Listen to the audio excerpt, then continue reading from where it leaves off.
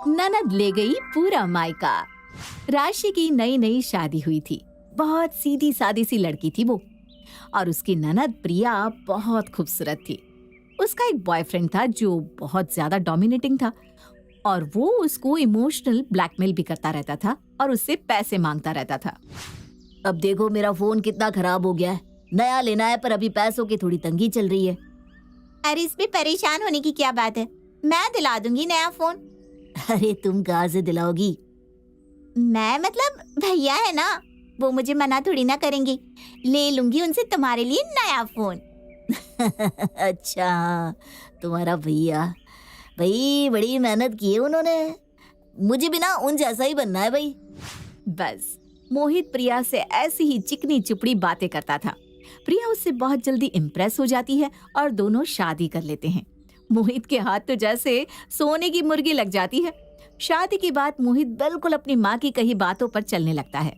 उसकी माँ उसे सिखाने में पीछे नहीं रहती। एक दिन, वैसे प्रिया एक बात पूछूं, बुरा तो नहीं मानोगी ना? अरे बिल्कुल नहीं, अब तो आप मेरे पति देव हो। देखो उस दिन तुमने बोला मुझे कि भैया मुझे फोन दिला देंगे, और तुमने मांगा तो उन्होंने दे भी दिया। हाँ तो क्या गलत है इसमें? गलत कुछ नहीं है, पर एक बार सोचो तुम खुद, तुम्हें भैया से मांगना क्यों पड़ा? क्या तुम्हारे पास नहीं थे नया फोन खरीदने के पैसे? अरे ये क्या बात हुई, घर तो एक ही है ना, और वो मेरे भाई हैं। उन्होंने दिया या मैंने लिया, एक ही तो बात है। एक बात नहीं है प्रिया, तुम्हें हर समय उनसे मांगना पड़ता है।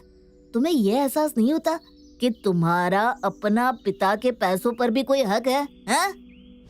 प्रिया ने ऐसी बातें तो कभी सोची नहीं थी। उसको ये सब सुनने में बहुत अजीब लग रहा था, पर अब मोहित ने उसके दिमाग में ऐसी ही बातें डालना चालू कर दिया था। एक दिन वो अपनी माँ से बात करने की हिम्मत जुटाती है। माँ, पापा के जाने के बाद प्रॉपर्टी का कुछ हुआ नहीं? प्रॉपर्टी मतलब? ऐसी बातें तो तूने कभी नहीं की। ये सब कहाँ से आया तेरे दिमाग में है? नहीं नहीं, बस ऐसे ही सोच रही थी। और वैसे भी कुछ गलत तो सोचा नहीं। क्या पापा प्रॉपर्टी का बंटवारा नहीं करके गए थे? इतने में ही प्रिया का भाई अंकित आ जाता है। अरे भाई, क्या प्रॉपर्टी की बातें चल रही है? कुछ नहीं भैया, मैं बस पूछ रही थी कि पापा प्रॉपर्टी का बंटवारा करके गए या नहीं। अरे तू ये सब बातें छोड़ बहना, तुझे क्या चाहिए ये बता, मैं दिलाता हूँ ना। यही तो बात है भैया, आप क्यों दिलाओगे हर समय? आपके सामने मुझे हाथ क्यों फैलाने पड़ते हैं? अरे ये आज तू कैसी बातें कर रही है? हाथ फैलाने वाली बात तेरे दिमाग में आई भी कैसे? पहले तो ऐसे कभी बातें नहीं करी तूने। वही तो मैं सोच रही हूँ, ये आज प्रॉपर्टी की बातें क्यों कर रही है? इसे हो क्या गया है? उन्हें ये बिल्कुल अंदाजा नहीं होता कि ये सब उन्हीं का दामाद उसके दिमाग में डाल रहा है। मोहित आए दिन किसी न किसी बहाने से प्रिया से पैसे ऐंठने की सोचता रहता। एक दिन मोहित बहुत उदास बैठा था। क्या हुआ, इतने अपसेट क्यों हो? तुमसे बोलने का क्या फायदा? तुमसे अपने भाई से बात तक तो की नहीं जाती। मोहित, अब ऐसे कैसे बात करूं? तुम ना ऐसे बिल्कुल पीछे पड़ गए हो मेरे। मोहित बस जिद पकड़कर बैठ जाता है कि प्रिया प्रॉपर्टी के बंटवारे की बात कब करेगी। प्रिया को अब समझ में नहीं आ रहा होता है कि वो क्या करे। वो भाई के सामने रोने लगती है। तब उसकी भाभी भी अंकित का साथ देती है। अरे प्रिया, रो क्यों रही हो? हम है तो सही, जो चाहिए ले लो ना। भाभी, मुझे समझ में नहीं आ रहा कि क्या करूं। वैसे भी इन छोटी छोटी चीजों से क्या होता है? हक तो मेरा भी है ना पापा की प्रॉपर्टी पर। हाँ हाँ, पूरा हक है, हम कहाँ कुछ कह रहे हैं। प्रिया कुछ नहीं कहती। बाहर आकर मोहित को फोन लगाती है। मेरा रोना काम कर गया, कुछ तो मिलेगा ही पक्का। देखते हैं तुम्हारा कंजूस भाई देता क्या है। उधर सबको प्रिया की चिंता होने लगती है कि वो परेशान है। अरे उसको आप एक फ्लैट दिला दो ना नया सा, उसको भी लगे कि उसका भी कुछ है। अरे सभी कुछ उसी का तो है, पर उसकी सोच अब परेशान कर रही है मुझे। अरे जो मांग रही है दे दो भाई, ये रोना धोना तो खत्म हो उसका। वो सब उसके पास खुशी खुशी नए मकान के पेपर्स लेकर जाते हैं। हाँ ठीक है, ये भी मन बहलाने के लिए। प्रिया, तुम्हें हो क्या गया है? आजकल बस लेने देने की बात के अलावा कोई और बात करती नहीं हो तुम। ये इतना बड़ा घर है दीदी, 4 बेडरूम का फ्लैट है। भाभी आप तो चुप ही रहिए। आपको ही पसंद नहीं कि भैया मुझे कुछ दे। अरे ऐसी कोई बात नहीं है दीदी, आप गलत समझ रहे हो। मैंने तो कभी मना नहीं किया आपके भैया से। अरे वो क्यों मना करेगी मुझसे? हाँ भैया, आप तो उन्हीं की साइड लोगे ना। पता नहीं क्या जादू कर दिया है इन्होंने आप पर। ये कहकर वो पैर पटकती चली जाती है। माँ जी, आप भी जानती हैं, मैंने कभी किसी चीज के लिए मना नहीं किया। अरे हाँ हाँ बहू, इसके दिमाग में पता नहीं क्या घुस गया है। यहाँ वो तीनों घर की बेटी के लिए परेशान हो रहे थे और वहाँ प्रिया हर बात मोहित को बता रही थी। ये मेरी भाभी है ना, मुझे खुश देखना ही नहीं चाहती। मुझे पता है भैया मना नहीं करेंगे और ना ही माँ मना करेंगी, पर ये भाभी है ना, उनका हाथ रोकती होगी। हाँ, तुम देख लेना, ये हाथ रुकते रुकते इतना रुक जाएगा कि एक पानी का ग्लास भी नहीं मिलेगा तुम्हें। तुम बस किसी तरह इनसे अपनी आधी प्रॉपर्टी लेने की बात कर लो, वरना तुम्हारी ये भाभी सब खा जाएगी। प्रिया ये समझ ही नहीं पा रही थी कि मोहित सब कुछ अपनी माँ के कहने पर कर रहा है। मोहित सारी बात अपनी माँ को बताता है। माँ, उसके भाई ने एक घर ले दिया है उसके नाम।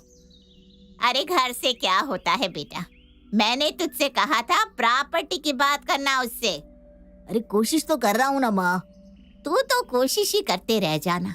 तुझे पता है ना, लोन है तुझ पर 50 लाख का, कहाँ से चुकाएगा? सोचा है इस बारे में? इतने लोन का तो कोई इंतजाम नहीं है, बस यही है कि प्रिया का भाई उसको इस प्रॉपर्टी का हिस्सा दे दे तो मैं अपना लोन चुका दूं। अब यही आखिरी उम्मीद है। मैंने पहले ही कहा था, देख कर लड़की फंसा। ऐसा ना हो कि जिस वजह से हमने शादी की वो रह ही जाए। पता लगा कुछ मिला ही नहीं इससे भी। देखता हूँ माँ, कोई नया पैंतरा फेंकता हूँ। उधर प्रिया के भाई भाभी और माँ यही सोच रहे होते हैं कि प्रिया को कैसे शांत करना है। मम्मी जी, हमें तो कोई दिक्कत नहीं है, आप उन्हें आधा क्या पूरा घर परिवार प्रॉपर्टी दे दीजिए, हमें कुछ नहीं चाहिए। अरे ऐसा नहीं होता बेटा, मुझे पता है तुम्हें कुछ नहीं चाहिए, पर इसका मतलब ये तो नहीं कि उसने मांगा और सब उसे उठाकर दे दो। पर माँ, फिर करना क्या है? इसका हल कैसे निकलेगा? मुझे तो कुछ समझ में नहीं आ रहा। इतनी ही देर में प्रिया आ जाती है। वो मोहित से ही बात करके आई होती है और बहुत गुस्से में होती है। हाँ, मुझे लग ही रहा था कि मंडली बैठी तो होगी, पर मेरे बारे में अच्छा तो सोच नहीं रहे होंगे। ये सुनकर प्रिया की माँ उस पर बहुत तेज चिल्लाती है। प्रिया, ये क्या तरीका है बात करने का? दिमाग खराब हो गया है क्या? कौन डाल रहा है तुम्हारे दिमाग में ये सब? प्रिया जो बिल्कुल मोहित के बहकावे में आ चुकी थी। सिखा तो कोई नहीं रहा मम्मी, पर सही गलत की समझ तो मुझ में भी है। क्या मुझे समझ में नहीं आ रहा? जिस दिन से मैंने अपनी प्रॉपर्टी की बात की है, उस दिन से सबके मुंह बने हुए हैं। प्रिया, किसी का मुंह नहीं बना हुआ, सब तुम्हारा भला ही चाहते हैं। तुम राशि के बारे में भी गलत ही सोचती हो, मुझसे ज्यादा उसे तुम्हारी फिक्र रहती है। रहने दीजिए भैया, आप बस उनकी ही बोली बोलिए। और भैया, क्या मैं नहीं जानती, भाभी दिन भर अपनी मम्मी से बातें करती रहती है। आंटी ही सिखाती है ना इनको ये सब। बोलती होंगी, ननद को कुछ लेने मत देना। हाँ अंकित, मेरी मम्मी बीच में कहाँ से आ गई? ये कोई तरीका नहीं है। मैं अपने ससुराल की कोई बात नहीं करती, इतनी समझ मुझ में भी है। मुझे पता है राशि, पर इस समय इसे कुछ समझ में नहीं आ रहा। इस पर पता नहीं किसने क्या जादू कर दिया है। प्रॉपर्टी के अलावा कुछ सूझ ही नहीं रहा इसे। बताओ, क्या दिन देखने पड़ रहे हैं मुझे। जानकी रोने लगती है। राशि उसे चुप करवाती है। माँ जी, आप इतना क्यों सोच रही हैं? दे दीजिए ना इनको जो चाहिए। बात लेने देने की नहीं है, मुझे इसकी सोच पर तरस आ रहा है। पता नहीं इसे हो क्या क्या है। कभी अंकित ने कोई फर्क नहीं किया, जो इसने बोला इसे ला कर दे दिया। बहन माना ही नहीं, बेटी की तरह रखा है। वो कुछ नहीं बोल रहा, लेकिन मुझे पता है कि उसके दिल पर क्या बीत रही है, इसकी ऐसी जली कटी बातें सुनकर। ये सब सुनते ही अंकित की आंखों से भी आंसू गिरने लगते हैं। अरे आप परेशान मत होइए, थोड़ा उनको टाइम दीजिए, वो धीरे धीरे समझ जाएंगी। मुझे ऐसा लग रहा है कि मैं इसको प्यार देने में कहाँ कम रह गया। कितनी छोटी उम्र में तो पापा चले गए थे, तब से मैंने इसे बेटी की तरह संभाला है। माँ, आप बताओ, मैंने कभी कोई कमी छोड़ी क्या? कहाँ गलती रह गई मेरी? अरे बेटा, कैसी बात कर रहा है? क्या मैंने देखा नहीं कि किस तरह अपने सीने से चिपका कर तूने उसे बड़ा किया है? आप दोनों परेशान मत होइए, मैं कोशिश करती हूँ उनसे बात करने की। राशि उसके कमरे में जाती है। वो फोन पर मोहित से ही बात कर रही थी। पहले राशि सोचती है कि चली जाती हूँ, पर फिर वहां खड़ी होकर वो उनकी बातें सुनने की सोचती है। मोहित, आप इस तरह से नाराज हो रहे हैं। मैं कुछ दिन के लिए तो मायके आई थी, आप इस तरह से मुझसे नाराज क्यों होकर बैठ गए? तुम अब घर आना तो प्रॉपर्टी की बात करके ही आना, मैं नहीं लेने आ रहा हूँ तुम्हें। अरे ये कोई बात हुई क्या? आप तो इस तरह जिद पर अड़ गए हैं। राशि समझ जाती है कि ये सब घर के दामाद की वजह से हो रहा है। अब उसे ये समझ में नहीं आता कि ये बात सबके सामने कैसे बताए। वो किसी को कुछ नहीं बताती। बेटा, तुमने बात की प्रिया से? अब नहीं माँ जी, वो सो रही थी, मैं करती हूँ ना बात किसी दिन। फिर वो अलग से कमरे में जाकर अंकित से बात करती है। मुझ पर अगर भरोसा है तो कुछ बताऊं तुम्हें? हाँ बोलो। देखो, मैंने माँ जी से तो अभी झूठ कह दिया कि मैंने प्रिया से बात नहीं की। मतलब मैंने बात तो नहीं की, पर मैंने उनकी बातें सुनी हैं। मोहित जी उनसे बहुत नाराज हो रहे थे, वो रो रही थी। मतलब मोहित जी ने उन्हें ये तक बोल दिया कि बिना प्रॉपर्टी की बात किए घर मत आना। हैं? ये सब चल रहा है हमारी पीठ पीछे? मुझे लग ही रहा था कि ये प्रिया की बोली तो नहीं है। क्या कर सकते हैं? एक तो पहले पीछे पड़कर शादी की, ये बोलते रहे कि कुछ नहीं चाहिए, कुछ नहीं चाहिए, और अब देखो बस हर समय मांगते ही रहते हैं। मम्मी को बताएंगे तो बहुत दुखी होंगी। देखते हैं कैसे क्या करना है। चलो मैं बैंक जाकर आता हूँ, तुम मम्मी को ये सब अभी मत बताना। राशि अपने काम में लग जाती है। उधर प्रिया अपने कमरे में लेटी हुई होती है। अरे क्या हुआ बेटा, क्या सोच रही इतना? हो जाएगा सब ठीक। दामाद जी कब आ रहे हैं तुझे लेने? बस देखो ना, आजकल में आ ही जाएंगे, वरना मैं खुद ही चली जाऊंगी, पास ही तो है। जानकी वहां से चली जाती है। प्रिया के दिमाग में अब कुछ बातें आने लगती है। यहाँ सबको बस लग रहा है कि मैं जल्दी चली जाऊं, पर मैं अपना हिस्सा नहीं छोड़ने वाली। थोड़ी देर में वो फिर से मोहित को फोन लगाती है। मोहित, मुझे लग रहा है कि तुमने जो रोने धोने का नाटक करने का प्लान बनाया था ना, वो काम कर रहा है। भाभी सोचती है कि इन्होंने चालाकी से मेरी बातें सुन ली। इन्हें नहीं पता कि मुझे पता था कि वो सुन रही है, इसीलिए मैंने रोने का नाटक किया। तुम चिंता मत करना, इन लोगों से अपनी प्रॉपर्टी की बात तो मैं करके रहूंगी। पर इस बार प्रिया को नहीं पता था कि उसकी मम्मी जो उसके लिए चाय लेने गई थी, बाहर खड़े होकर सच में उसकी बातें सुन रही थी। जानकी ये सब सुनकर बिल्कुल सन्न रह जाती है। वो उल्टे पांव अपने कमरे में जाकर बैठ जाती है। उसे यकीन नहीं हो रहा था कि उसकी बेटी इस तरीके से उन सबसे चालाकी कर रही है। थोड़ी ही देर में अंकित बैंक से आता है। माँ, मैंने देखा है बैंक में कम से कम 10 तोला सोना रखा है, वो भी इसे ही दे देते हैं। एक फ्लैट भी हो गया, और जो भी बोलेगी दे देंगे। इसका मन इतना दुखी है, रोती रहती है। राशि और अंकित को पता था कि वो नाटक कर रही है, पर उनको अपनी माँ से बोलने की हिम्मत नहीं थी। हाँ माँ जी, ये सब दे दीजिए दीदी को। कोई जरूरत नहीं है कुछ भी देने की, ये सब एक नाटक चल रहा है।